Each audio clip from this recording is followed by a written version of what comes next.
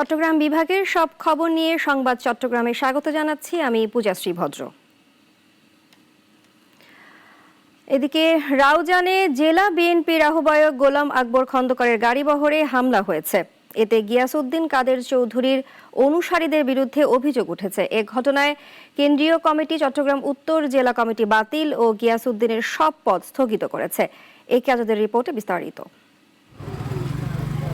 রাউজানে 16 বছর ধরে ক্ষমতায় ছিলেন স্থানীয় সাংসদ এবিএম ফজলে করিম চৌধুরী। 5 আগস্ট সরকার পতনের পর তিনি গ্রেপ্তার হন। পাশাপাশি গা ঢাকা দেয় তার অনুসারীরা, ফলে সহিংসতা বন্ধের আশা করেছিল স্থানীয়রা। 5 আগস্টের পর রাউজানে 13টি হত্যাকাণ্ড ঘটে। সেখানে বিএনপির 2 গ্রুপের সংঘর্ষে গুলিবিদ্ধ হয়েছেন শতাধিক মানুষ। এর ধারাবাহিকতায় গতকাল আহ্বায়ক গোলাম আকবর খন্দকারের গাড়িবহরে হামলা হয়। আহত হন অন্তত 20 জন। গিয়াসউদ্দিন কাদের চৌধুরীর নির্দেশে হামলা হয়েছে বলে অভিযোগ করেন উত্তর জেলা বিএনপির আহ্বায়ক। গিয়াসউদ্দিনের নির্দেশে তারা আজকে সারাদিন সদরঘাট থেকে মুন্সিঘাটা পর্যন্ত মিছিল করবে। আমরা চিন্তা করলাম এটা একটা অশুভ পরিকল্পনা।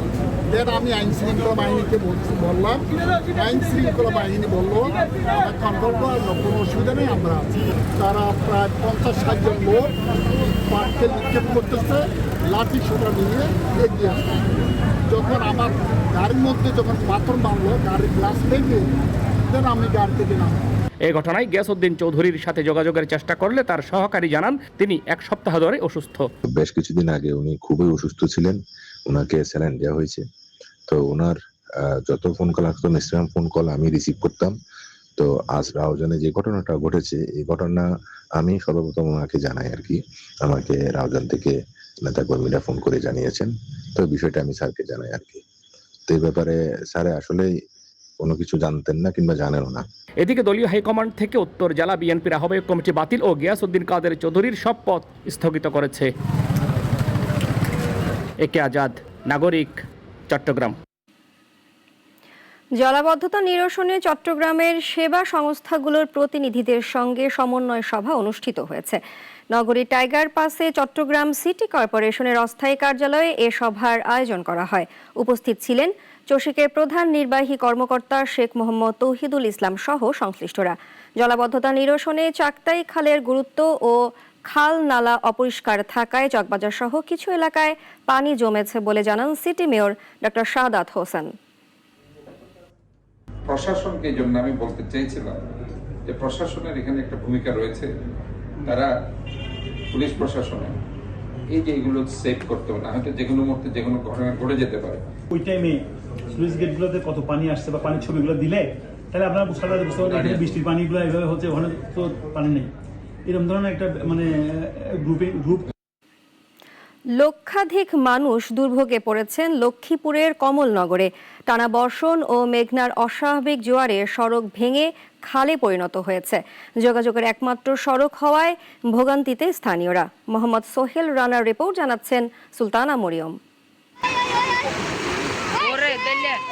কমলনগরের বলিরপুর ও নাসিরগঞ্জ সড়ক, যা একসময় চলাচলের একমাত্র পথ ছিল, এখন প্রায় 30 ফুট প্রস্থের গভীর খালে পরিণত হয়েছে। টানা বৃষ্টি ও মেঘনার অস্বাভাবিক জোয়ারের কারণে সড়ক ভেঙে যোগাযোগ বিচ্ছিন্ন হয়ে গেছে।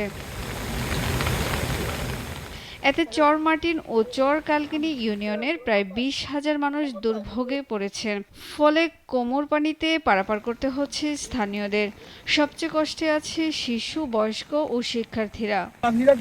অসুবিধা হয়, তারপরে এখন আমরা যান চলাচল আমাকে বন্ধ হয়ে গেছে।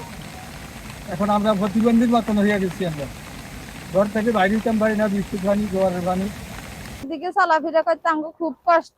জোয়ার ভানি আঙ্গ রাস্তাগুলো সব ভাঙ্গি, আমরা যাইতে হইলেও অনেক জায়গা দিয়ে ঘুরে যাইতে হয়।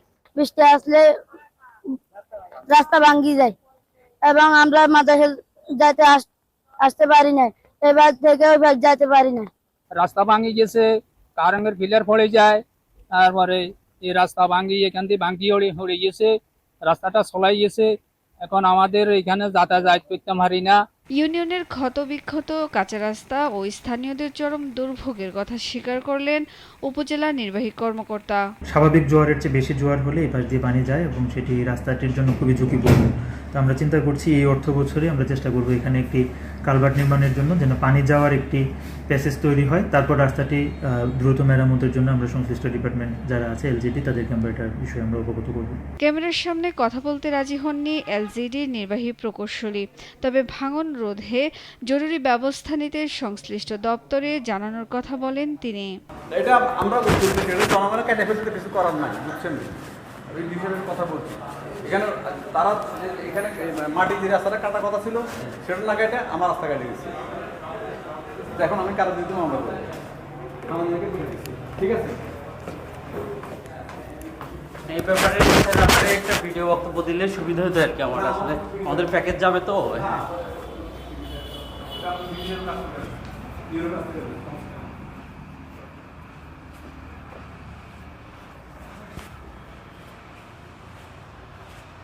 দুর্ভোগ কমাতে দ্রুতই প্রয়োজনীয় পদক্ষেপ নেবে প্রশাসন, এমনটাই প্রত্যাশা কমলনগরের বাসিন্দাদের। সুলতানা মরিয়ম, নাগরিক। আখাউড়ার মুক্ত মঞ্চে প্রতিদিন জমে ওঠে আড্ডা, গল্প, তৈরি হয় মানুষে মানুষে যোগাযোগ। শহরের এই প্রাণকেন্দ্রটি হয়ে উঠেছিল আবর্জনার আখড়া। সম্প্রতি এর পরিচ্ছন্নতার দায়িত্ব নিজের কাঁধে তুলে নেয় একদল তরুণ। জুটন বণিকের প্রতিবেদন, জানাচ্ছেন সিরাজুমনি শুভ। আখাউড়া পৌর শহরে মুক্ত মঞ্চ, রাজনীতিবিদ থেকে শুরু করে সাধারণ মানুষের প্রতিদিনের গন্তব্য। বিকেল গড়িয়ে রাত পর্যন্ত চলে আড্ডা, কিন্তু সময়ের সঙ্গে সঙ্গে এই আড্ডাস্থলী হয়ে উঠেছিল ময়লার ভাগাড়। নাক চেপেও বসা যেত না। গেল শনিবার সকালে মুক্তমঞ্চে হাজির হয় বিডি ক্লিনের অর্ধশতাধিক স্বেচ্ছাসেবক। হাতে গ্লাভস, মুখে মাস্ক আর চোখে পরিচ্ছন্ন শহরের স্বপ্ন। সকাল 10টা থেকে দুপুর 1টা, 3 ঘন্টার টানা পরিশ্রমে মুক্তমঞ্চ ফিরে পায় তার হারানো সৌন্দর্য। ধুয়ে মুছে চকচকে করে তোলা হয় সামনের পথ।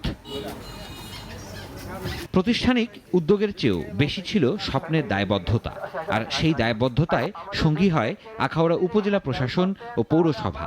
মুক্ত মঞ্চ, এখানে প্রতিদিন অজস্র মানুষের সমাগম হয়।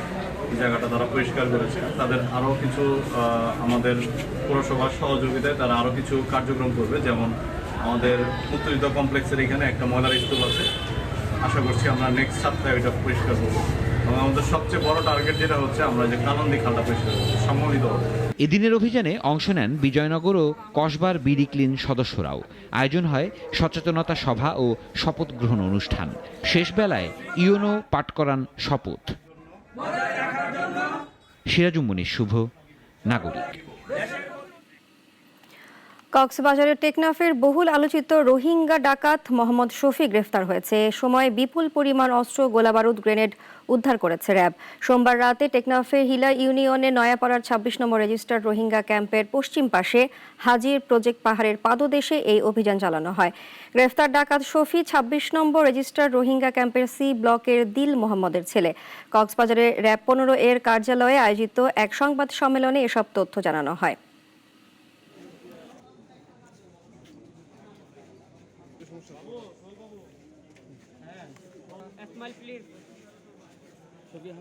র্যাবের উপস্থিতি টের পেয়ে ডাকাতরা দৌড়ে পালানোর চেষ্টাকালে র্যাব সদস্যরা ধাওয়া করে শফি ডাকাতকে আটক করতে সক্ষম হয়। এ সময় তার সহযোগীরা শফি ডাকাতকে ছিনিয়ে নিতে র্যাবকে লক্ষ্য করে 4-5 রাউন্ড গুলি ছুড়ে। তৎক্ষণাৎ র্যাব সদস্যরা বুদ্ধিমত্তার সঙ্গে আত্মরক্ষার্থে পাল্টা 3 রাউন্ড ফাঁকা গুলি ছুড়ে। পরবর্তীতে গহীন পাহাড়ি আস্তানা থেকে ডাকাত শফির দেয়া তথ্য অনুযায়ী বিপুল পরিমাণ অস্ত্র ও গোলাবারুদ উদ্ধার করতে সক্ষম হয়। ব্রাহ্মণবাড়িয়ার সরাইলে ছিনতাইকারীদের হামলায় মোস্তফা কামাল নামের এক ব্যবসায়ী নিহত হয়েছেন। রাতে ব্রাহ্মণবাড়িয়ার সরাইলের কালীকচ্ছে এ ঘটনা ঘটে। নিহত মোস্তফা কামাল ওই গ্রামের মৃত আব্দুল মুমিনের ছেলে। তিনি কালীকচ্ছ বর্ডার বাজারে মুদি দোকানে ছিলেন। স্থানীয় সূত্রে জানা যায়, দোকান বন্ধ করে বাড়ি ফেরার পথে ওৎপেতে থাকা ছিনতাইকারীরা তাকে কুপিয়ে টাকা পয়সা লুটে নেয়। পথচারীরা গুরুতর আহত অবস্থায় তাকে হাসপাতালে নিলে চিকিৎসক মৃত ঘোষণা করেন।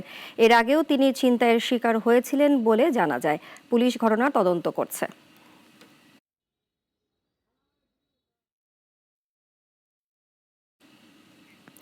এখন এই পর্যন্তই। চট্টগ্রাম বিভাগের সব সংবাদ নিয়ে প্রতিদিন দুপুর 1টায় থাকছে সংবাদ চট্টগ্রাম। এরপর বিকাল 4টায় বিশ্বের ঘটে যাওয়া সব ঘটনা নিয়ে নাগরিক সারা বিশ্ব দেখার আমন্ত্রণ রইল। ধন্যবাদ সবাইকে।